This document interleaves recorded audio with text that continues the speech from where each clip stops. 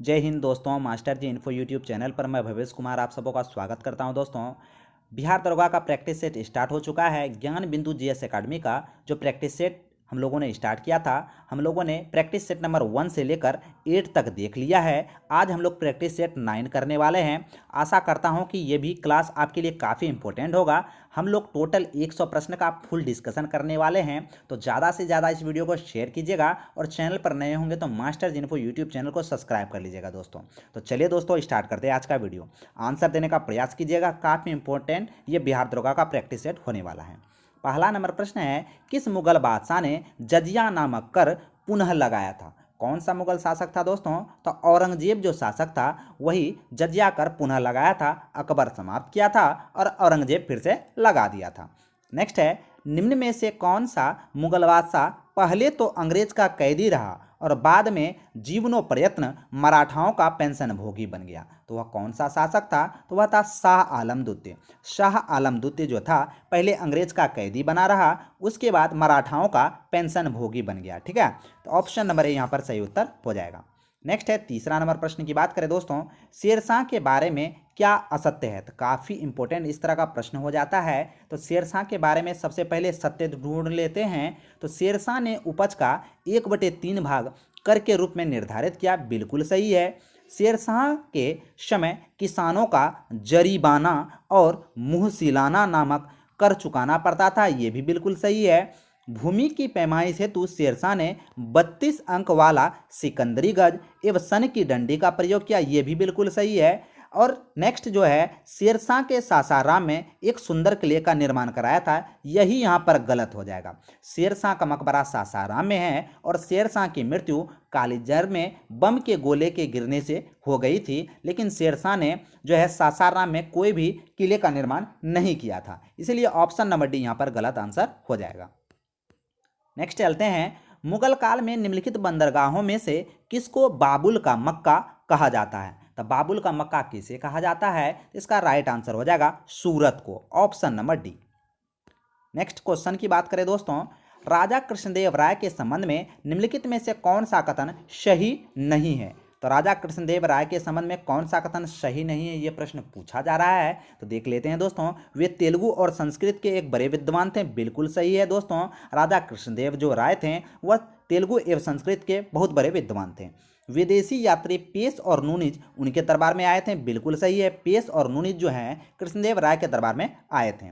Next है जो उसको देख लेते हैं, उनके साम्राज्य में प्रचलित महान न्याय और निष्पक्षता के लिए बारबोसा उनकी प्रशंसा की है, ये भी बिल्कुल सही है। उन्होंने अपनी सर्वश्रेष्ठ कृति अमुक्तमल्यद की रचना संस्कृत में की है, बिल्कुल गलत है दोस्तों। अमुक्तमल्यद की रचना उन्होंने किसमें की है? तो तेलुगु भाषा में की थी, जो कि राजा कृष्णदेव राय की प्रमुख पुस्तकों में से एक थी, इसलिए ऑप्शन नंबर डी यहाँ पर गलत कथन हो जाएगा।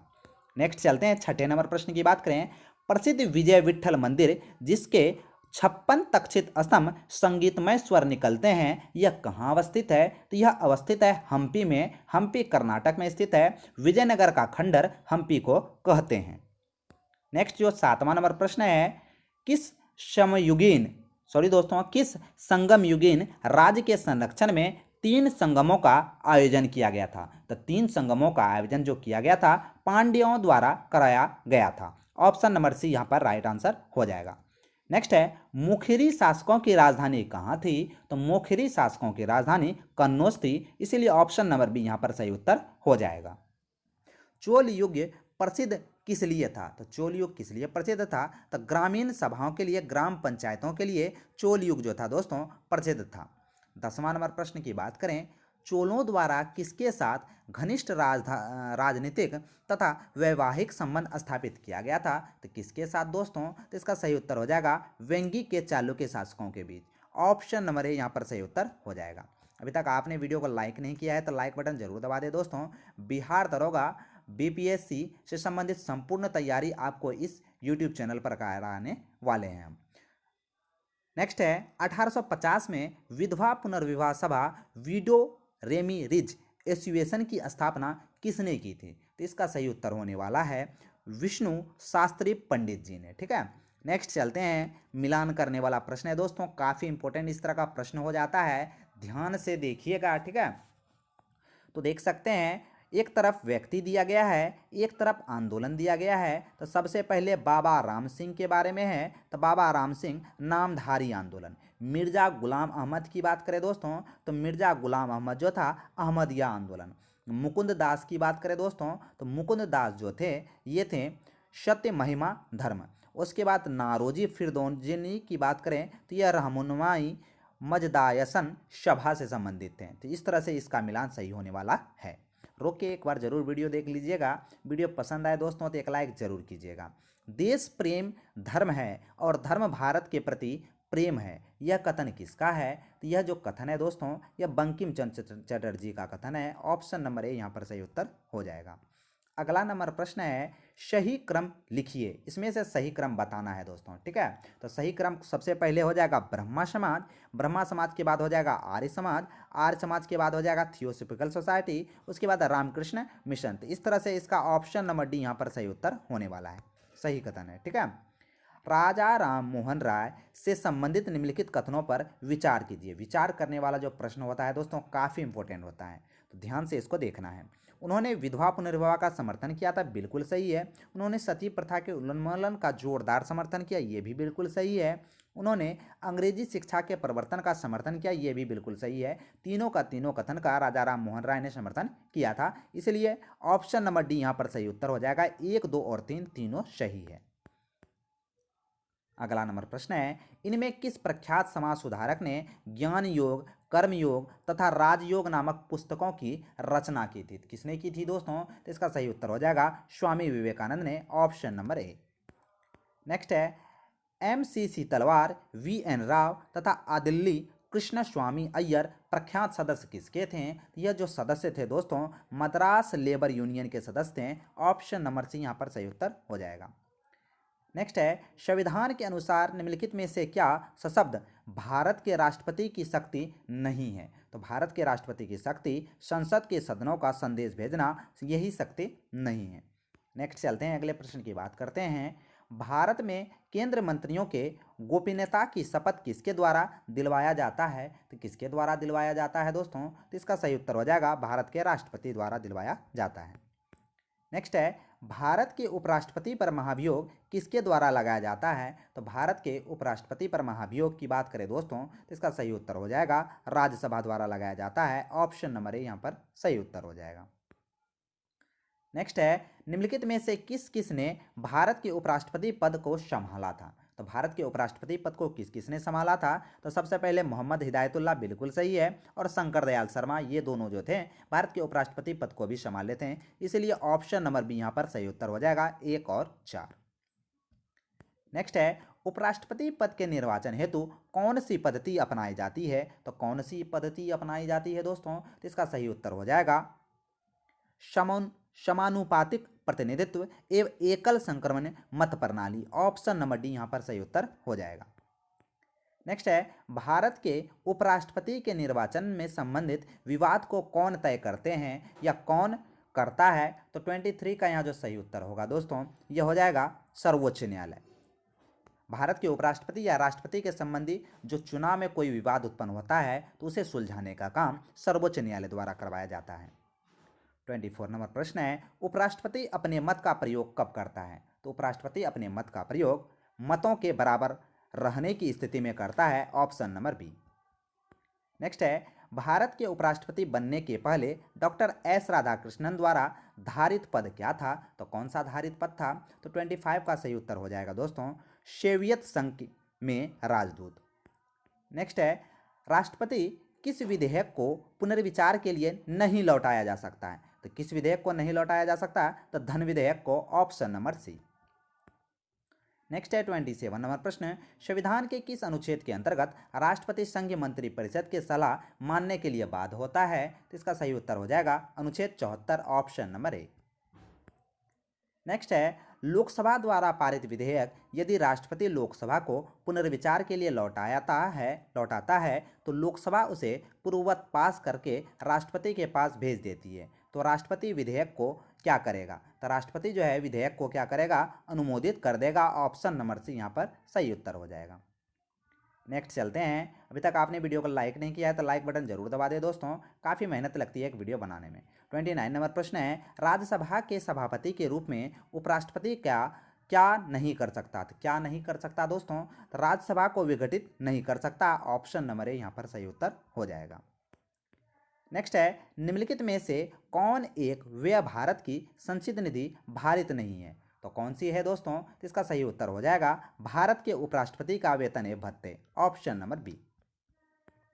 नेक्स्ट है, भारत के किस राज्य का सर्वाधिक क्षेत्र घने पतझड़ वाले जंगल से घिरा हुआ है? तो घने पतझड़ वाले जंगलों से घिरा हुआ क्षेत्र मध्य प्रदेश है। ऑप्शन नंबर सी यहाँ पर सही उत्तर हो जाएगा। लिसा प्राप्त होता है, लिसा किससे प्राप्त होता है? तो लिसा चीड़ के वृक्ष से प्राप्त होता है। ऑप्शन नंबर ए यहाँ पर सही उत्तर हो जाएगा। इंदिरा गांधी नहर जल प्राप्त कहाँ से करती है? तो इंदिरा गांधी जो नहर है दोस्तों, जो कि भारत की सबसे बड़ी नहर परियोजना है, यह जल कहाँ से प्राप्त करता है? तो यह जल जो है व्यास नदी से, रावी नदी से और सतलज नदी, इन तीनों नदियों से इंदिरा गांधी नहर जल प्राप्त करती है। इसमें सही उत्तर कूट में दिया गया है, तो ऑप्शन नंबर डी यहाँ पर सही उत्तर हो जाएगा। नेक्स्ट है, दक्षिण भारत में सिंचाई व्यवस्था का अग्रदूत किसे माना गया है? तो किसे माना गया है दोस्तों? तो इसका सही उत्तर हो जाएगा sir Arthur Cotton. Option number A. Bhakra Nangal एक संयुक्त परियोजना है, तो भाखड़ा नागल जो एक संयुक्त परियोजना है दोस्तों, ये हरियाणा, पंजाब और राजस्थान की संयुक्त परियोजना है। Option number B. निम्नलिखित युग्मों में से कौन सा सही सुमेलित नहीं है? काफ़ी इंपॉर्टेंट हो जाता है दोस्तों, कौन सा सही सुमेलित नहीं है ये प्रश्न पूछना, ठीक है। तो देख लेते हैं दोस्तों। मिदानपुर नहर कसावती नदी बिल्कुल सही है। तवा प्रोजेक्ट कृष्णा नदी यही गलत हो जाएगा, ठीक है। बाद में देखें मेटूर डैम कावेरी नदी बिल्कुल सही है। उकाई प्रोजेक्ट तापी नदी बिल्कुल सही है। तो ऑप्शन नंबर बी ही यहाँ पर गलत है, ठीक है। नेक्स्ट चलते हैं, कोलपोंग जल विद्युत परियोजना कहाँ अवस्थित है? तो कोलपोंग जो जल विद्युत परियोजना है यह अंडमान एवं निकोबार द्वीप समूह में है। ऑप्शन नंबर ए यहाँ पर सही उत्तर हो गया। नेक्स्ट चलते हैं, अगले प्रश्न की बात करते हैं दोस्तों। गोविंद बल्लभ सागर कहाँ स्थित है? 38 नंबर प्रश्न है, गोविंद बल्लभ सागर कहाँ स्थित है? तो ये उत्तर प्रदेश में स्थित है। कहाँ स्थित है दोस्तों? गोविंद बल्लभ पंत जो सागर है ये उत्तर प्रदेश में स्थित है। ऑप्शन नंबर ए। नेक्स्ट है, अलियार, इशापुर और कसाम्बती जैसे ज्ञात स्थानों में से क्या समानता है? तो क्या समानता है दोस्तों? तो यह जो है जल भंडार के लिए समानता है, ठीक है। नेक्स्ट चलते हैं, प्रधानमंत्री नरेंद्र मोदी ने हाल ही में मंडल बांध परियोजना की नींव किस नदी पर बनाने जाने की घोषणा की है? तो कहाँ बनाने जाने की घोषणा की है दोस्तों? तो उत्तरी कोयल नदी पर। Option number D. नेक्स्ट है, डायमंड हार्बर तथा साल्ट लेक सिटी कहाँ अवस्थित है? तो डायमंड हार्बर और साल्ट लेक सिटी दोनों कोलकाता में है। कौन सा देशांतर प्रधान यामोत्तर के साथ मिलकर ग्लोबल वृहत वृत्त का निर्माण करता है? तो कौन करता है दोस्तों? तो 180 डिग्री देशांतर। Option number D. प्रश्न है, प्रधान यामोत्तर नहीं गुजरती है, तो प्रधान यामोत्तर कहाँ से नहीं गुजरती है? तो 43 का राइट आंसर हो जाएगा दोस्तों, नाइजर से प्रधान यामोत्तर नहीं गुजरती है। ऑप्शन नंबर सी यहाँ पर सही उत्तर हो जाएगा। नेक्स्ट है, निम्नलिखित में से कौन सा समूहन सही नहीं है? तो कौन सा समूहन यहाँ पर सही नहीं है ये प्रश्न पूछा जा रहा है। तो टेलीग्राफ पठार हिंद महासागर में नहीं है, यही ऑप्शन यहाँ पर गलत है, ठीक है। नेक्स्ट चलते हैं, अगले प्रश्न की बात करें। निम्नलिखित प्राकृतिक प्रदेश में से किसे बड़े शिकारों की भूमि कहते हैं? तो बड़े शिकारों की भूमि किसे कहते हैं दोस्तों? तो इसका सही उत्तर हो जाएगा उष्णकटिबंधीय सवाना प्रदेश को बड़े शिकारों की भूमि कहते हैं। नेक्स्ट है, निम्न में कौन सा एक स्थलरूद्ध देश है? स्थलरूद्ध देश इनमें से कौन सा है दोस्तों? तो इसका सही उत्तर हो जाएगा हंगरी जो है दोस्तों एक स्थलरूद्ध देश है। निम्नलिखित गैसों में से कौन सा एक गैस धरती पर जीवन के लिए हानिकारक भी है और लाभदायक भी है? तो यह कौन सा गैस हो जाएगा? तो carbon dioxide gas. Option number D यहाँ पर सही उत्तर हो जाएगा। निम्नलिखित पर विचार कीजिए। निम्नलिखित पर विचार करना है और कौन प्रमुख ग्रीन हाउस गैस मीथेन का स्रोत है ये पता लगाना है। तो धान का खेत मीथेन का स्रोत है, कोयले का खन मीथेन का स्रोत है, पालतू पशु का जो है दोस्तों गोबर ये भी मीथेन का स्रोत है, आर्द्र भूमि मीथेन का स्रोत है। इसलिए ऑप्शन नंबर डी यहाँ पर सभी का सभी यहाँ पर मीथेन का स्रोत है। नेक्स्ट है, मॉन्ट्रियल प्रोटोकॉल किससे संबंधित है? तो मॉन्ट्रियल प्रोटोकॉल ग्लोबल वार्मिंग से संबंधित है। ऑप्शन नंबर बी यहाँ पर सही उत्तर हो जाएगा। नेक्स्ट चलते हैं, अगले प्रश्न की बात करें। वीडियो पसंद आए दोस्तों तो एक लाइक जरूर कीजिएगा, चैनल पर नए होंगे तो चैनल को सब्सक्राइब कर लीजिएगा। नेक्स्ट है, पूर्ण बाजार स्थिति कब विद्यमान होती है? तो पूर्ण बाजार जो स्थिति है यह जब बड़ी संख्या में क्रेता और बड़ी संख्या में विक्रेता हो तब पूर्ण बाजार जो है स्थिति उत्पन्न होती है। नेक्स्ट है, निम्न में कौन सा मांग का प्रत्यक्ष निर्धारण नहीं है? तो मांग का प्रत्यक्ष निर्धारण कौन नहीं है? तो बचत जो है दोस्तों यह मांग का प्रत्यक्ष निर्धारण नहीं है। नेक्स्ट है, भारत में पंचवर्षीय योजना का प्रारूप का अनुमोदन कौन करता है? तो राष्ट्रीय विकास परिषद CSO। ठीक है। नेक्स्ट क्वेश्चन की बात करें, कौन सा बैंक पहले इंपीरियल बैंक ऑफ इंडिया के नाम से जाना जाता था? तो SBI बैंक जो है पहले इंपीरियल बैंक ऑफ इंडिया के नाम से जाना जाता था। नेक्स्ट है, भारत ने दशमिक मुद्रा प्रणाली किस वर्ष शुरू की थी? तो 1 अप्रैल 1957 को भारत ने दशमिक मुद्रा प्रणाली को प्रारंभ किया था। नेक्स्ट है, उत्प्रवाही द्रव क्या माना जाता है? तो उत्प्रवाही जो द्रव है यह FII माना जाता है। नेक्स्ट है, WTO मुख्यतः निम्नलिखित में से किसे बढ़ावा देता है? तो वर्ल्ड ट्रेड ऑर्गेनाइजेशन जो है दोस्तों यह बहुपक्षीय व्यापार को बढ़ावा देता है। ठीक है। नेक्स्ट है, सभी प्रकार के उत्पादों का बुनियादी उद्देश्य क्या है? तो सभी प्रकार के उत्पादों का बुनियादी उद्देश्य मानवीय जरूरतों को पूरा करना है। ऑप्शन नंबर ए यहाँ पर सही उत्तर हो जाएगा।